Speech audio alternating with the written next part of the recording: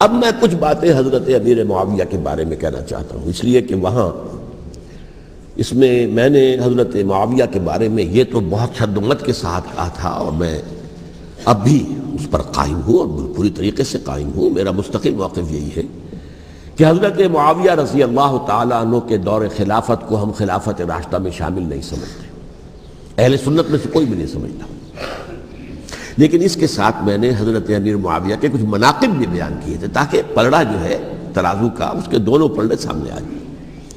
لیکن یہ کہ وہ حصہ میرے اس بیان کا نکال دیا گیا، ختم کر دیا گیا۔ یہ میں نہیں جانتا کہ اس میں کیا مصلحت دیکھی گئی ہے، اس میں تو کسی کے لیے کوئی معاملہ ایسا نہیں تھا کسی کے جذبات کو جو ہے وہ ٹھیس پہنچانے والا، کیونکہ میں نے کہا وہ خلیفہ راشد نہیں تھے، صاف میں نے کہا، بلکہ وہ دور ملوکیت کا آغاز ان سے ہو گیا ہے۔ بلکہ جب ایک صاحب نے یہ کہا کہ کربلا کے بعد سے دور ملوکیت آ رہی تھی، تو میں نے کہا نہیں جناب، دور ملوکیت تو 20 سال پہلے پوری ہو چکی تھی، شروع ہو چکی تھی۔ حضرت امیر معاویہ کے بھی 20 سال جو ہے وہ دور ملوکیت میں شمار ہوتے ہیں۔ انہیں کسری العرب بھی کہا گیا، عرب کے کسریٰ جو شہنشاہ ایران کا خطاب تھا، حضرت معاویہ رضی اللہ تعالیٰ عنہ کو کسری العرب کہا گیا، عرب کا کسریٰ یہ۔ لیکن دوسری طرف یہ ہے کہ وہ صحابی رسول ہے رضی اللہ تعالیٰ، حضور کے برادر نسبتی بھی ہیں، حضور کے سالے ہیں، ان کی ہمشیرہ ام حبیبہ حضور کی زوجہ محترمہ ہیں، ام المومنین ہیں ام حبیبہ رضی اللہ تعالیٰ عنہ۔ پھر کس قدر معتمد علیہ تھے حضور کے کہ کاتبان وحی میں شامل تھے، وحی کی کتابت کرنے والے چند لوگ تھے جنہیں کہ حضور کہتے تھے کہ اب یہ آیت لکھ لو، ان میں سے ایک امیر معاویہ بھی رضی اللہ تعالیٰ۔ تو بڑے توازن کی ضرورت ہے۔ دیکھیے صحابہ کرام کا جہاں تک تعلق ہے، اہل سنت کا موقف یہ ہے کہ صحابہ تو کلہم عدول، صحابہ سب کے سب نیک نیت ہیں، اور ان کی روایت جو ہے قبول کی جائے گی، رد نہیں کی جائے گی، ان پر کوئی جرح و تعدیل نہیں ہوگی، اس لیے کہ ان کا تزکیہ محمد رسول اللہ صلی اللہ علیہ وسلم نے کیا تھا۔ لہٰذا یہ تو ہو سکتا ہے کہ کسی صحابی سے کوئی خطا ہو جائے، لیکن وہ خطا اجتہادی ہوگی، نیت کی خطا نہیں ہوگی، نیت کی غلطی نہیں ہوگی۔ اگر کسی صحابی کی نیت پر حملہ کیا جائے تو یہ اصل میں طعن ہے، حملہ ہے حضور پر کہ وہ تربیت دے نہیں سکے اپنے ساتھیوں کو، معاذ اللہ ثم معاذ اللہ ثم معاذ اللہ، وہ تزکیہ کر ہی نہیں سکے۔ 3 جگہ جو قرآن میں آیا ہے یتلو علیہم آیاتہ ویزکیہم، تو کیا تزکیہ کیا؟ اگر ان کے قریب ترین ساتھی جو تھے، اگر ان کے اندر بھی بدنیتی تھی اور دنیا کی طلب تھی اور دنیا کے اندر اقتدار حاصل کرنے کا جذبہ تھا، تو پھر کیا تزکیہ کیا؟ معاذ اللہ ثم معاذ اللہ۔ لہذا صحابہ سب کے سب عدول ہیں، اور ان سے اختلاف ممکن ہے، لیکن ان کی نیت پر حملہ نہیں ہو سکتا۔ تو حضرت امیر معاویہ کی شخصیت ایک چیز ہے، آپ کا دور خلافت دوسری چیز ہے۔ شخصیت کے اعتبار سے صحابی رسول ہیں، برادر نسبتی ہیں حضور کے صلی اللہ علیہ وسلم، اور پھر یہ کہ اس قدر معتمد علیہ ہے صحابہ میں سے کہ وہ کاتبان وحی، یہ عام آدمی کے کرنے کا کام نہیں تھا جو وحی کی کتابت کرے، اللہ کے کلام کی۔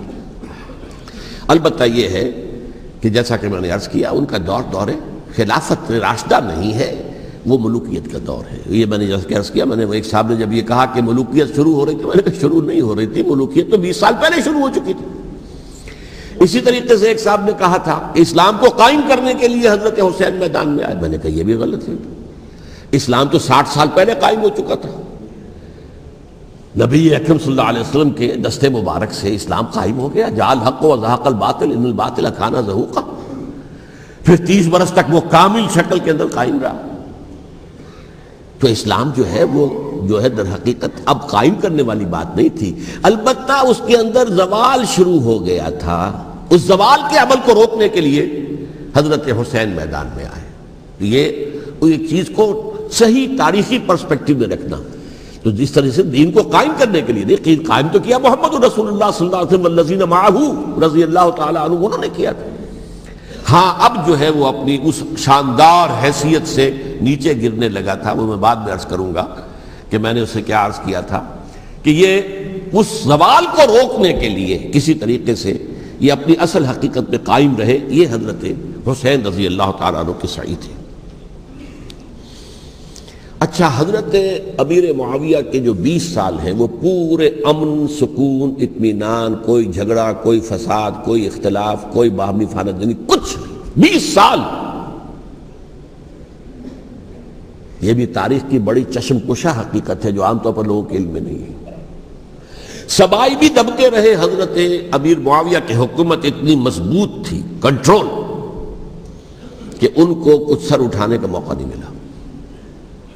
موجود تھے, دبکے رہے. جیسا کہ میں نے کہا, ریولوشن کے آخری مرحلے پر آ کر جو مخالفین ہیں وہ دب جاتے ہیں کہ پھر دیکھیں گے, موقع ملے گا تو پھر لیں گے ان سے حساب کتاب.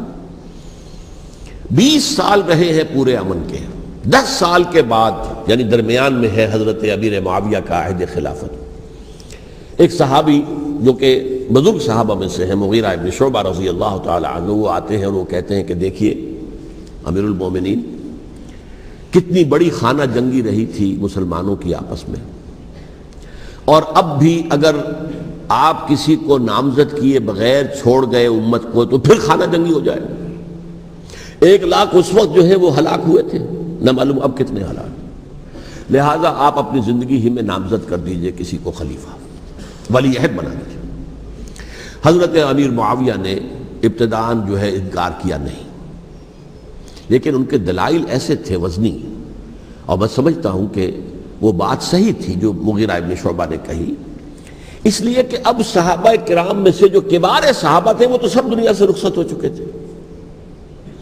اب تو یا صغار صحابہ رہ گئے تھے جو حضور کے زمانے میں بچے تھے, حضرت حسن, حضرت حسین, عبداللہ ابن زبیر, یہ بچے تھے نا, یا تو وہ تھے, اور یا بالکل نو مسلم تھے. اور نو مسلموں میں بڑی تعداد وہ تھی جو ایرانیوں کی تھی, شامیوں کی تھی, ادھر کی تھی, ادھر کی تھی.